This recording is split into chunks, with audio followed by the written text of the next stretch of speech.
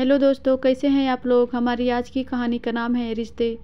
सुबह से घर में हलचल मची हुई है। खुशी का माहौल है। बड़ी ननद जो घर आने वाली हैं। माँ जी तो खुशी से फूले नहीं समा रही। सारी व्यवस्था खुद ही दौड़ दौड़ कर देख रही हैं। ऐसे मैं कुछ करने के लिए कह दूं तो घुटने का दर्द लेकर बैठ जाएंगी। अरे बहू, गुलाब के नहीं रजनीगंधा के फूलों का गुलदस्ता बनाओ। काव्या को वही पसंद है। रोज़ तो अपने मन का लगाती ही हो। और हाँ, खाने में दही बड़े ज़रूर बनाना। जी माँ जी। सुबह से केवल मैं यही 3 शब्द बोले जा रही थी।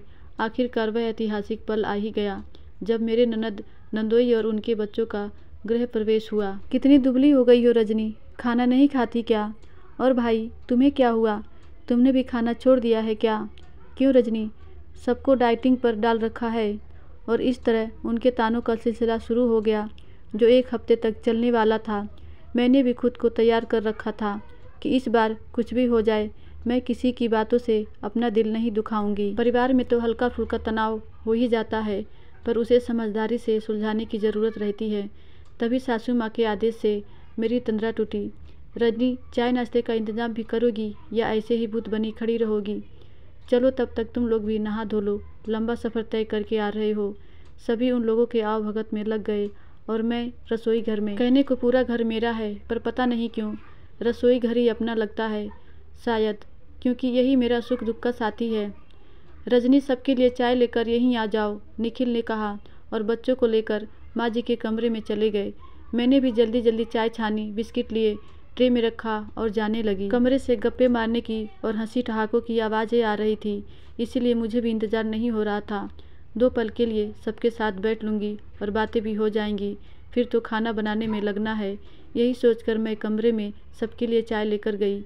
चाय यही रख दे रजनी और खाने की तैयारी कर। अरे अपनी चाय तो लेती जा, और हाँ, दरवाज़ा चिपका देना। मैं चुपचाप अपनी चाय ले अपने साथ ही रसोई घर में आ गई और रोते हुए चाय पीने लगी, जो कि मेरे आंसुओं की वजह से नमकीन हो गई थी। किस से क्या कहती? जब निखिल ने ही कुछ नहीं कहा तो और किसी से क्या उम्मीद करूं? क्या मैं सिर्फ खाना बनाने के लिए ही हूँ? मुझे हक नहीं है सबके साथ बैठकर चाय पीने का?